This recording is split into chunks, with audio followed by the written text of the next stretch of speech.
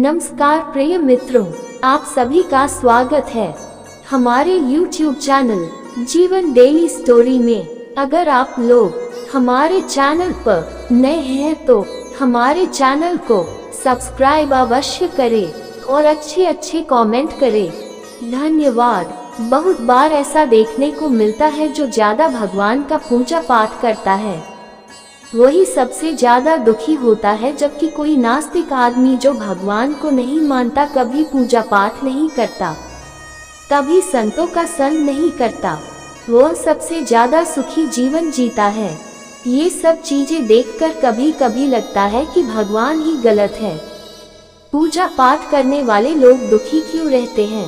भगवान का न्याय ही गलत है या कोई कहानी नहीं? ये हर किसी के साथ होता है।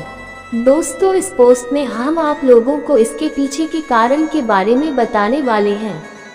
भगवान श्री कृष्ण ने स्वयं इसका उत्तर दिया है कि आखिर ज्यादा पूजा पाठ करने वाले लोग दुखी और परेशान क्यों रहते हैं।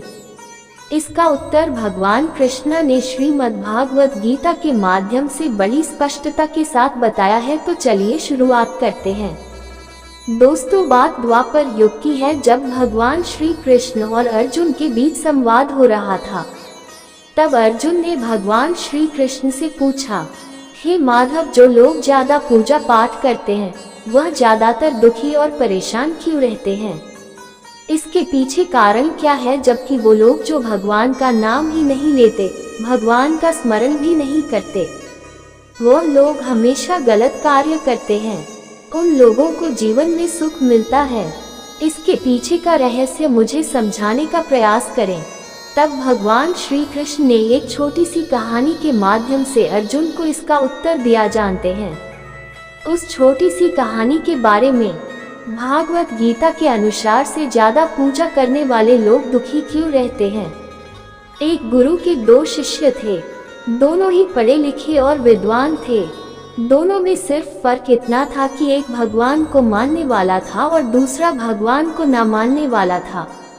नास्तिकता एक ऐसा था जहाँ पर भगवान की कथा होती थी, जहाँ सत्संग होता था, जहाँ भजन होता था, वह दौड़ा चला जाता था और भगवान की पूजा पाठ करने लगता था। दूसरा शिष्य इन सब चीजों से काफी दूर था। वह शराब पिया करता था, वेश्याओं के यहाँ जाया करता था। सारी बुरी आदतें दूसरे शिष्य में थी। एक दिन क्या हुआ कि जब वह शिष्य शराब पीकर अनाप शनाप बोलते हुए रास्ते में चलते हुए अपने घर को जा रहा था, अचानक उसको रास्ते में पैसों से भरा एक बैग मिल जाता है। उसकी खुशी का ठिकाना नहीं रहता। वह जोर जोर से चिल्लाते बताता है, आज मुझे पैसों से भरी बैग की थैली मिल गई है, मेरा जीवन सफल हो गया। इन पैसों से अपने जीवन की आवश्यकताओं की पूर्ति कर लूंगा। वही दूसरा मित्र मंदिर से भजन करते हुए अपने घर को जा रहा था।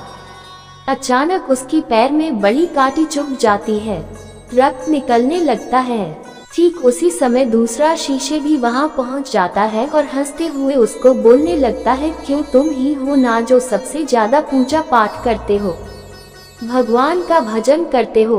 क्या किया तुम्हारे भगवान ने? मुझे देखो, मैं कभी मंदिर नहीं गया, मैंने कोई अच्छा काम किया है, मेरे घर में भगवान का मंदिर भी नहीं है, मैंने कभी अपने बारे में सत्यनारायण भगवान की कथा नहीं कराया, भगवान के सामने कभी माथा नहीं टेका, फिर भी मैं कितना संपन्न हूँ, अमीर हूँ, मेरे पास पैसों की कोई कमी नहीं है, सबसे ज्यादा सुखी जीवन में ही जी रहा हूँ।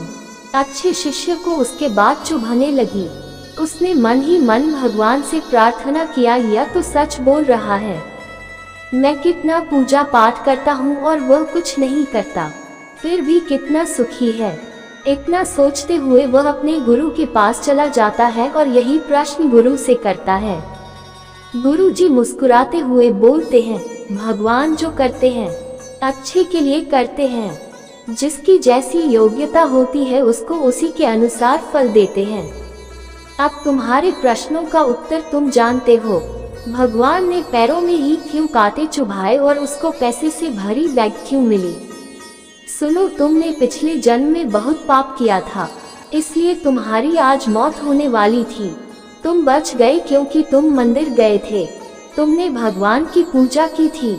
यही कारण है कि तुम्हारी मौत न होकर सिर्फ एक कांटा ही चुभा। अब तुम्हारे मित्र की बात करते हैं। वो पूर्व जन्म में एक संत महापुरुष था, इसलिए उसकी जीवन बदलने वाली थी।